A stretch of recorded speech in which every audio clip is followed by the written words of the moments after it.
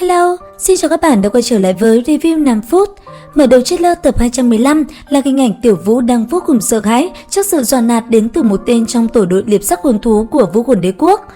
Không biết hắn nói gì đó khiến Tiểu Vũ phải đồng ý với hắn. Đôi mắt long lanh trên khuôn mặt diễm lệ của nàng cũng thật là biết trêu ngươi. Nhiều đó thôi đã khiến tên ngốc kia buông bỏ đi lớp phòng bị đối với nàng.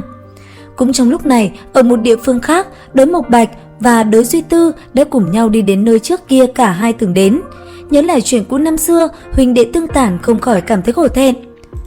Hiện tại, hai vị hoàng tử của Tinh La Đế Quốc đã trưởng thành, gánh vác trọng trách to lớn trên vai, bọn họ buộc phải bỏ qua những thù hằn cá nhân. Cùng phụ vương phân yêu trong tình hình Vũ Hồn Đế Quốc đang lăm le, xâm chiếm bậc hiện tại. Chính vì thế, cả Mộc Bạch và Duy Tư đã quyết định cùng nhau tác chiến trong trận chiến tiếp theo. Lúc này, trong phòng nghị sự, quốc vương của Tinh La và Thiên Đấu Đế Quốc đang có một cuộc họp bàn đối sách chiến lược. Kể từ sau trận thất thủ tại Tây Lỗ Thành, Vũ Hồn Đế Quốc vẫn không chịu ngồi yên. Hiện tại, một số tòa thành dưới trướng của bọn họ đã bị chiếm đóng, khiến cho hai vị đế vương mất đi quyền kiểm soát tại đó. Chính vì vậy, bọn họ không thể cứ dùng mắt nhìn từng tấc đất của mình cứ thế mất đi được.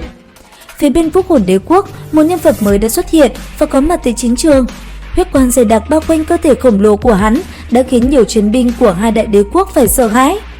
Theo mình, người này thì không ai khác, chính là bản thể sau khi được Hồ Liệt Na, Tà Nguyệt và Hỏa Diễm xuất ra vóc hồn dung gặp kỹ. Sức mạnh đến từ thế lực thuộc Hoàng Kim Nhất Đài của Vũ Hồn Điện chính là không thể xem thường được, đúng không các bạn? Đối với Mộc Bạch và Đới Duy Tư vẫn đang luận bàn đối sách tác chiến, là chủ nhân tương lai của mảnh đất này. Tuy nhiên, Mộc Bạch tự do đã quen, hắn không muốn tranh chấp vương quyền của anh trai mình. Vì thế, chỉ đồng ý cùng đại ca của hắn chiến đấu mà thôi. Trở lại Lạc Nhật Xâm Lâm, 8 tên hồn sư của Võ Hồn Đế Quốc vẫn chưa biết thực lực của Đường Tam và Tiểu Vũ nên vẫn khua tay múa chân không ngừng lên mặt.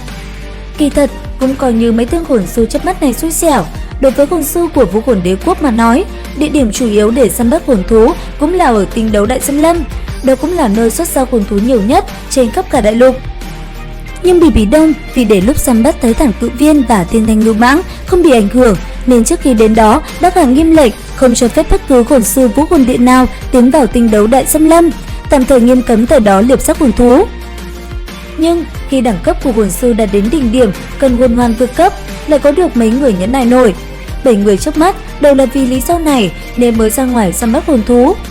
Diện tích Lạc Nhật Xâm Lâm tuy nhỏ nhưng lại chuyên xuất ra hồn thú đẳng cấp cao. Bọn họ kiềm chế không nổi sự kích động muốn nâng cao thực lực nên dưới sự dẫn dắt của chủ vị của một tên hồn đấu la đã lặng lẽ mò vào nội cảnh Thiên Đấu Đế Quốc. Nếu bọn họ ra ngoài muộn hơn một chút thời gian nữa thì nhìn thấy Đường Tam sẽ lập tức đề cao cảnh giác. Bởi vì Bỉ Đông tuy chưa về Vũ Hồn Điện nhưng lại đã phái một phong hào đấu la trở về truyền lệnh. Mệnh lệnh truy nã toàn Vũ Hồn Đế Quốc một hồn sư tay cầm tam xoa kích. Nhưng lúc này, mấy vị cao thủ Vũ Hồn Điện này đối với tất cả lại mù mịt không ai biết gì. Thấy Đường Tam và Tiểu Vũ trẻ như vậy, căn bản không hề khiến bọn họ cảnh giác.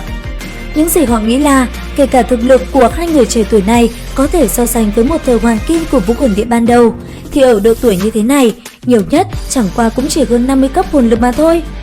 Có thể đến được chỗ sâu thẳm của Lạc Nhật Xâm Lâm đã là khá lắm rồi.